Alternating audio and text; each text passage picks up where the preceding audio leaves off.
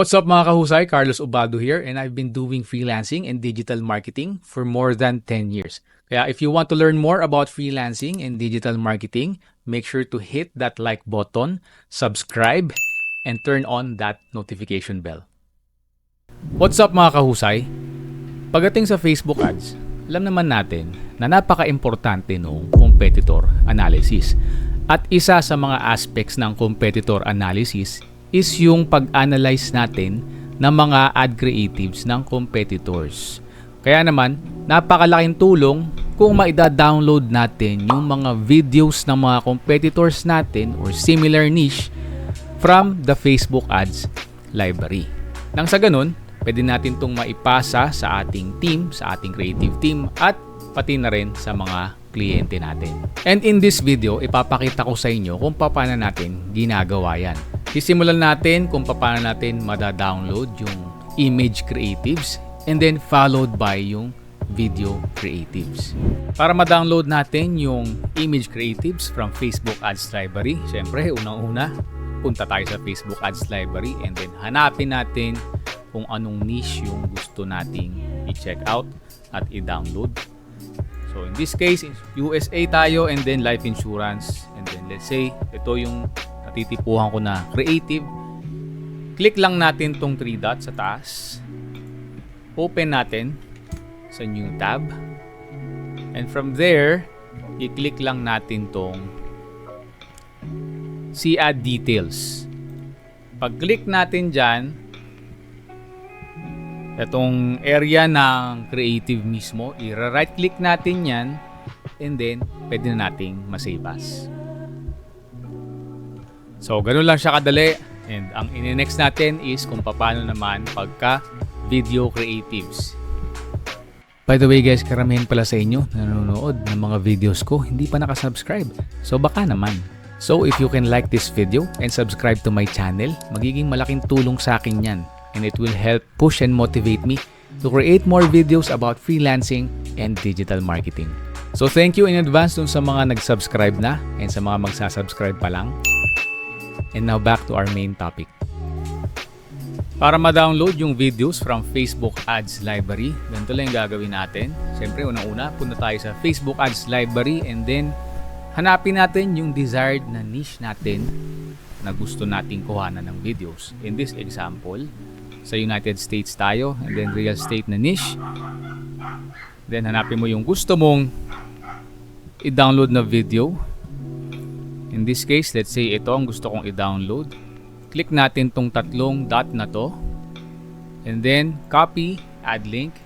Open natin sa new tab. Pag open sa new tab, click natin tong See Ad Details. And i-play natin yung video. Welcome back guys, this is Gustavo Ramos with RJ. Pause muna natin. And ang next na gagawin natin is itong settings. I-click natin siya. And then quality. And then i-set natin siya sa HD para mas maganda yung quality ng download natin. Pagkatapos nyan, ang next step natin is i-right click natin yung mismong video. So anywhere sa loob nitong video screen, right click natin tapos inspect element. Ngayon, sa una, pwedeng nasa ilalim yung inspect element mo. Maraming tutorials dyan sa Google and sa YouTube. I-search mo lang. Ako, ang preference ko ganito. So, pwedeng ganito rin yung itsura niya pag bukas sa'yo. Yan, maliit lang siya. Sa akin, nilalakihan ko kasi I prefer that way. Okay? Ganyan lang naman. Dadrag mo lang naman yung screen para lumaki siya at makita natin kagad yung code. Ang next step natin dyan is i-click natin to. Select an element in the page to inspect it. Ito, highlight natin para makita nyo. O, yan. Okay, pag-click natin dyan, click natin tong video element. And kung mapapansin nyo, dito tayo napunta, pero hindi yan yung kailangan natin. Minsan sumasablay yan. Pero malapit ka na dun sa gusto natin makuha na element. So, ang hahanapin nyo lang dyan is ito. Yung merong HTTPS tapos S-content. Tapos may fbcdn.net. So, ito na yon sa bandang taas na, no? So, i-click natin yan So, i-hover natin yung mouse pointer natin doon sa link na yon. Tapos, right-click natin and then open in new tab.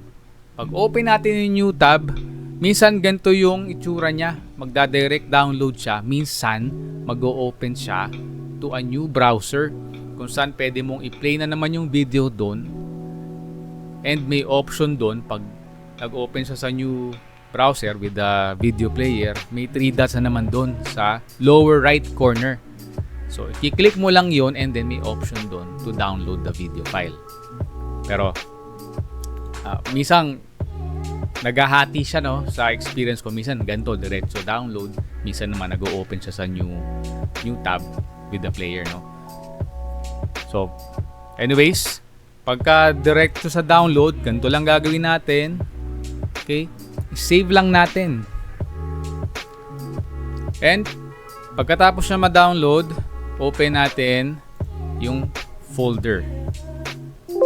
And pag open natin ng folder, yung file name, papalitan lang natin. Rename natin siya video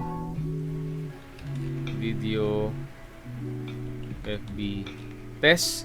Tapos ito mahalaga, huwag nyo kakalimutan, sa dulo .mp4 tapos enter. So yun siya.